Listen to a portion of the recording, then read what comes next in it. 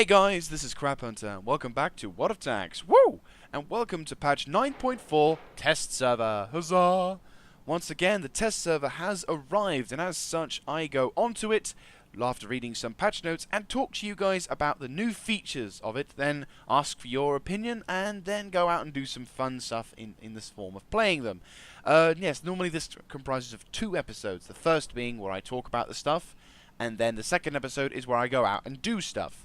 So, if you're more in the eyes of action, blood, guts, and gore, then if you go into the link in the description down below, there should be 2 links. First of all, the link to the patch notes, if you are very curious and you just want to have a quick scan through to see all the little bad details. Or if you click also down below to the description, you'll see the link to the second video, or now, where I have just put it on screen for all those who want blood, guts, and gore. Then by all means go to the second video, whereupon I show you the new stuff in the form of gameplay. So for all you Blood, Guts and Gore fans, enjoy it. I hope you like it. And if you want to come back to this one, by all means. For those who want to have information spouted at them as well as best as I can do, then feel free to sit down, enjoy, grab yourself a cup of tea, and prepare yourself. Here we go. Okay, well before we get totally into it, I want to make a tiny little announcement, and don't worry, it's not about anything to do with uploads, YouTube, or whatever. This is simply a bit of a thank you note for the equipment. As some of you may have noticed, my voice sounds a little different. Perhaps it sounds a little clearer than before. Perhaps it sounds slightly better, who knows. This is the first time I'm using this equipment. It's because I have changed headsets. So feedback as well for the comments. I will mention it in the second video as well, but I thought I'd mention to you guys. Yes, I have changed my headsets. Instead of using my previous headset, which is the Microsoft LiveChat LX3000, been with me for many years, I am now using the Platronics Gamecom 380 PC gaming headsets. They love numbers with these things, don't they? Yeah, so I'm using this thing from now on. Oh god, I just had a little bit of a pip. So yeah, this is my first time using it. Hopefully it's gonna sound good. Hopefully there will be something different about it. Hopefully you guys will know.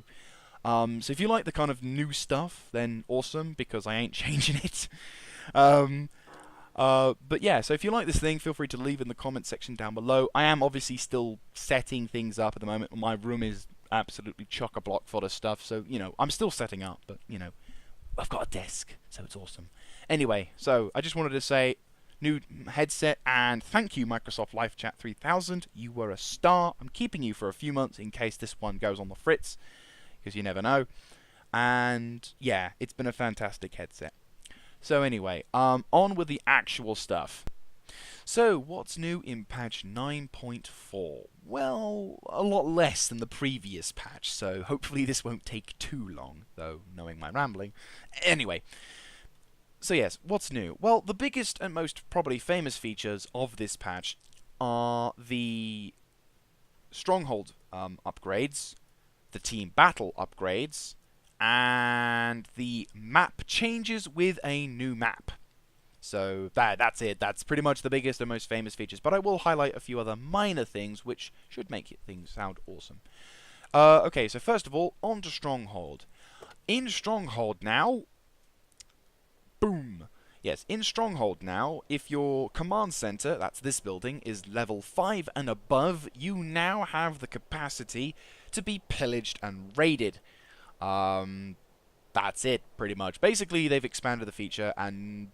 well, they've improved the feature to now feature, well, to, you know, have combat around it. So now you'll have to actually defend your position and hope that your clanmates will actually do the job that they're told to do. Otherwise, you know, you'll end up losing the base buildings and it'll be destroyed and all that kind of malarkey. So, yeah, nothing really I can say about this apart from it's okay, I guess. It's not something that the clan I'm with at the moment is intending to do. So if you're a new kind of person and want to start your own clan, my advice to you would be to get a clan base, level it from, say, 1 to 4, and then don't level up your command center any further, because that means then You won't have to worry about being pillaged, and instead you can just focus on improving the two buildings here, the financial unit and the tankerdrome, because then they will be able to give you this, which means you get more money, and this, which gives you more experience. Oh yeah, that's the base thing. That's like the mission thing, but that's not really important. Either way, you know, these two buildings work fine. But as for the improvements, you know, there's nothing really I can say. It's there. So that's the new feature for the strongholds. Let's have a little look at the... Oh, hello. The PC being stupid. There we go. What's the other big feature for this game? Well, go to the garage again. They've actually made a couple of changes to the team battles as well. Let's have a look-see. So, the two features that they have changed in team battles, one of which is the amount of points you can have. Instead of it being 42, which is what it originally set out to be, they've improved it to 54. This basically will probably give the teams better access to, well, more access to tier 8 tanks. Possibly even having all of them tier 8 tanks, or at least most of them now will probably be tier 8 tanks. So it'll be interesting to see how they, how this will work out. Another feature of the team battles that they've changed is the battle itself, as the team battle mode will now have, instead of it being a normal match, if you will, 1 point being on one side, the other point being on there, and the teams have to try and capture it in one team has to capture the other team's base in 10 minutes. Now they've changed it so that one team has to either capture 2 bases or 1 of 2 bases in 7 minutes or less. So they've made it a little bit more challenging and easy at the same time, and it looks interesting. Unfortunately, I don't think I can show any kind of gameplay of that, as I doubt many people will be going up on the team battles mode in the test server, but I'll definitely try and round up some of the guys from Priests of Wololo to see if we can try this new team battle mode, to see if it's any better. I mean, hell, if you've got a premium tank and need credits, this could be the thing to save you. But anyway, so there's that new feature for the World of Tanks 9.4 patch. So those are the two biggest features for the patch. Now, what else is new? Well, they've improved. This is the next big thing, and I'll try and keep this sort of as relatively fast paced as possible, whilst also trying to remember. They've made a number of changes and alterings, or whatever, to the following maps: Komarin, Malinovka, Airfield, and Arctic Region. So they've made some changes to those maps. Intriguing. Malinovka and Komarin could do some upgrades, in my opinion. I mean, Malinovka isn't bad, if that's the map I think it is. Yeah, it's Kampanovka, yeah. So, yeah, Malinovka isn't bad. There are definitely some things which could be done with improvement, but, we'll find out more when we talk about them in the next video, but I'm just letting you guys know who want to know. They're also going to improve performance on Windstorm, or Windstun, or whatever. Windstorm, yeah. So that map, which is the nice city one that I rarely ever see. That's not Kharkov, I'm talking about the one with the nice little town. Very tight access, but godly for E100s. As for Komarin, I totally agree that they need to change that map. Hell, I wouldn't have even put it back in. Like, the changes that they made to Komarin makes it more tolerable, but it doesn't make it fun. Or at least it doesn't. It still doesn't give it that value that a good map will have. Like, for example, El Haluf now is, in my opinion, a much better map than it was before. Simply because, well, of that massive change that they did over there, but also because now the feeling of the map has changed and the vibe of it. It's no longer the massive campfest that it used to be. So, yeah, shockingly, you can make a map that was once shit good. Well, unfortunately, Komarin, still in that shit region. Though it wasn't as bad as it was before, which is a good thing, and I hope they have improved it and not deproved it, which would be sad. But yeah, the other map that they've done, I haven't think that I've mentioned Airfield, yeah. So Airfield, I don't know if they've ever touched that map before. Like, I don't recall. I mean, apart maybe from the lighting, perhaps, I don't think they've changed that map at all. I mean, the map itself is alright. I mean, most of the action takes place near the middle, higher up section, with all the tanks, all the heavy tanks going that way, or sometimes they also go right down to the beach, where where the cliff is and the massive ruins. It's an alright map. I mean, I always go to that one section of the map, so I never really change my tactics because most of the time the match is either won or lost there. So there is the rare occasion where sometimes you can win on the north, but the south for some reason loses and you end up losing the game because your team is a bunch of inept idiots. But generally speaking, when I'm up there, the match is often won and lost on that top ridge area. So if they can perhaps change it so that maybe it could increase maneuverability. I know the airfield itself is a really difficult kind of area to fight in because it's massive, open. But maybe if they got rid of a couple of camp zones, maybe that would improve gameplay. I don't know. Maybe if they gave better access to stuff, maybe, you know, instead of the cliff being so dominating, it could perhaps be lowered or whatever, but still. Either way, we're going to be seeing these changes in the next episode, but I thought I'd give my opinions as sort of a before I looked at them sort of deal. Yes, and the new map, getting to it finally. The new map, which will be introduced in patch 9.4, I am very much looking forward to. Stalingrad. Oh, yes, Stalingrad. It is the second famous historical city, and possibly the most famous city of the Russian Soviet, well, the Soviet, as the Soviets would say, the Great Patriotic War. As we just say, you know, the disaster for the Third Army. Was it Third Army? I think it was Third Army. Correct me if I'm wrong, historical nuts. I probably don't know my shit, but still. Yes, Stalingrad is going to be introduced in patch 9.4. It is a massive city map. I've not seen it yet, but it's, you know, it looks like it's massive. It's very accurately portraying how buggered it up it was, and it looks freaking awesome. I am very much looking forward to playing it. Definitely wanting to see how it looks. Definitely will try and get a few of my mates, or if I can, get into a server that has it, and have a little look-see, because I'm very much keen to play it. The problem is, it's probably going to be like Kharkov, where you get it once in a blue moon, and then when you do, you either have a really shit match, where nothing happens, or your team sucks so bad, or if you do have a good match, you're so engrossed in the match that you don't pay attention to the map. I mean, you're not supposed to pay attention to the map, but when you're in a nice big environment and it looks pretty, sometimes you're like staring and you're like, oh my god, this is so pretty. I mean, that's probably what's going to happen to me for the first few weeks that I have a new computer, but, you know, fingers crossed that won't happen too much. Still, very much looking forward to that feature and that map as well, and very much looking forward to showing you guys in the next episode. So, thumbs up and fingers crossed we get it soon.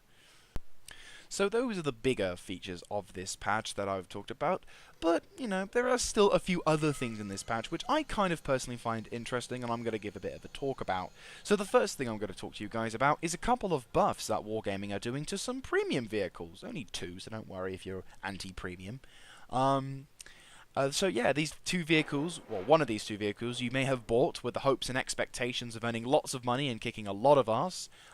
It may not have turned out so well for you, or maybe you just don't think it's that good and you might have accidentally sold it, or you might have kept it and thought, it's a lot of money, I might as well keep the damn thing, even if I have, you know, relatively shit games, at least I'll earn money. Well, these two vehicles have been buffed, so you may give you a good reason to go back to these vehicles. And the first vehicle that has been buffed is the Chinese T-34-3. It's not a big buff, but it's a nice buff. First of all, the dispersion on the turret, or the aiming circle, when either your turret is moving, or you're rotating, either way, has been reduced by 25%, so your gun is hopefully a little bit more accurate when either you're on the move, or when you're firing, and turning your turret, so that's a bonus. And what they've also done is they've increased the reload. Decreased the reload, that's what I meant to say. They've decreased the reload, so instead of it being 14-point-something seconds, it is now 13-point-something seconds, and it's not a very high 13 number as well. So you now can fire a little bit faster and a little bit more efficiently in this vehicle. And if you've got, you know, vents and rammer, I'm pretty sure you can probably get that down now to, like, what, 11 and 12 seconds? So, bonus! So, if you have this vehicle, thought about getting it, or, you know, had it and sold it, if you're the latter, oops. If you're the first two, though, then definitely get/keep this vehicle, because now you can do a lot more with it. Speaking of doing a lot more with things, the second premium vehicle is the British AT-15A, the Tier 7 premium tank, which is very nice indeed. Has had its hit points improved from 850 to 1050, and not only that, it also gets premium matchmaking. Woo! This is quite an interesting thing, because now it will only see Tier 8 battles, and with its 17-pounder gun, which I think also... Is that on the TOG? I don't think it is, but it might be. It will only take on Tier... Its worst matchmaking will be against Tier 8, which... Yeah, it's not great, but considering its 228mm frontal armor... yeah, you're going to have some fun. So, awesome for those who own this vehicle. I may end up getting it because it kind of seems interesting. Might, I don't know. It looks very good, and I think it'll definitely be a good improvement. A good amount of money will be... Yeah, a good amount of money will come from that, and you'll have lots of fun. So, awesome for those two premium tank users. So, now a couple more features of this before I leave you to your other duties or to the next episode. Couple of features. This next one is a bit of a sad one, actually. The historical battle feature, which has been around with us for a few patches now, will no longer be in World of Tanks following patch 9.4. Aww. You know, I mean, I liked the historical battles. I mean, I admit I never took part in them since my video of them, so I probably am shooting myself in the foot here. But I did like the concept of historical battles. I think it was a very nice concept. I think people could have totally taken advantage of it, and well, not in the sense that they did when it came out, but more in the sense of having fun, creating a groups and historical communities, trying to teach people about what happened in the war, rather than sort of just have a video game where people say, "Hey, get your tank and blow shit up." Instead people actually learn about the vehicles, learn about the history of the nations behind the vehicles, and learn about what kind of innovations that the nations went through during the Second World War, which led to the tanks of today and beyond. Who knows? But so that feature unfortunately is now gone. Wargaming have pulled the plug, and I probably imagine a fair amount of players who did enjoy historical battles. Hell, the Mighty Jingles himself tried to get more players onto it by doing a sort of a weekly battles thing. But unfortunately, I guess Wargaming have had enough and have decided to pull the plug. Certainly, this thing lasted way longer than Confrontation, but sadly, it's not going to be with us much longer. So, sad days indeed. Trying to think of any other sort of things. Ah, yes, two more things. One of which will kind of feature a bit more in the second episode, but this next feature as well. Basically, the patch 9.4 will also introduce a new kind of thing to standard games when you go into them. During the loading phase, so for those who don't really load in until the battles start, you probably won't notice this, or for those who do, there is going to be a bit of artillery preparation. Now, I don't exactly know whether or not this will really influence whichever team that has it the most, but the impetus would possibly be that instead of having a nice, pristine battlefield to go to, or a very destroyed battlefield which looks absolutely nice and shiny and clean, the game will, at random and on certain maps, throw in an artillery barrage on the map, perhaps giving one team less of an advantage because the artillery hit a bunch of trees and knocked them over. Maybe it's made a building that was once, indestructible, destructible, gone now, or whatever, anything like that. It may give one team an advantage, it may not, but it's a funky new feature to sort of have. I don't exactly know how it will be. I mean, it sounds cool. It sounds like a move that Wargaming... I mean, I don't exactly know why they would do it. It means extra coding, which, in some game developers find the worst kind of work since Hell or Fabric. But yeah, so that's a new feature. So I mean, my thoughts on it are okay, interesting. I'm intrigued to see how it will work, whether or not it will give one team an advantage or another team, or whether it will just affect no one. Who knows? So there's that new feature. The last big feature that I can't, well, not big, but feature I liked particularly, was a series of new sounds. Wargaming have completely changed their sounds, so destruction sounds, for example, if someone gets rammed to death, there's going to be a new sound for that. They've completely reworked the firing of the gun sounds, so we're not going to be seeing the usual sounds that you get on the vanilla. If you've got a sound mod installed, you probably will either think that that's the vanilla one that's been there for a long time, or for those, who don't have it, they'll be like, "Ooh, new stuff." So Wargaming have been, changing things now, and hopefully the new sounds will be even cooler than the last. I kind of hope they are. I mean, don't get me wrong, the vanilla sound of the guns was alright before. I didn't really pay too much attention to it. But if they could make the guns sound more meaty, then brilliant. If not, well, I think I'll go for a gun sound mod at some point in the future, because that, oh my days, that kind of shit is awesome, especially when you're playing with an ISU in the team and you hear them, or the SU-152. When you hear that gun go off, it's glorious. So yeah, fingers crossed the new gun sound mods will happen and it will sound be lovely, but if not, it's not the end of the world. So anyway guys, that's about it for my patch 9.4. I probably dragged this on for about half an hour, knowing my luck, or hopefully shorter. If you like this kind of content, feel free to let me know in the comment section down below. And also, what do you think about these new features that I'm talking about? Do you like the fact that this patch doesn't have too much content? Do you like the fact that they're changing historical battles? Or do you not like it? Do you feel that they're paying too much attention to the clans and not enough attention to you because you're very important and, the single player is the most important player? Or, anything at all. Feel free to put in the comment section, have a discussion, or a rage war, whatever. I personally don't want that, but if that's what happens, hell, it's a comment fest, whatever. I've not had a rage war in one of my videos, except for the AMX40, but they're more like having a go at me for simply being a new YouTuber at the time. But never mind. Anyway, like I was saying, if you like this kind of content, feel free to let me know in the comment section down below, clicking on the like button, and of course subscribing to the channel. If you yourself are a World of Tanks player, a YouTuber, or a YouTuber who does World of Tanks, feel free to let me know in the comment section down below if there's anything I could do vis-a-vis improvements. Also, new headset as well. I did hear a couple of pips and paps, so hopefully that hasn't affected the performance too much. If you'd like them, feel free to let me know. They're not really going to change, I'm afraid, because, well, the headset I previously had was lesser quality.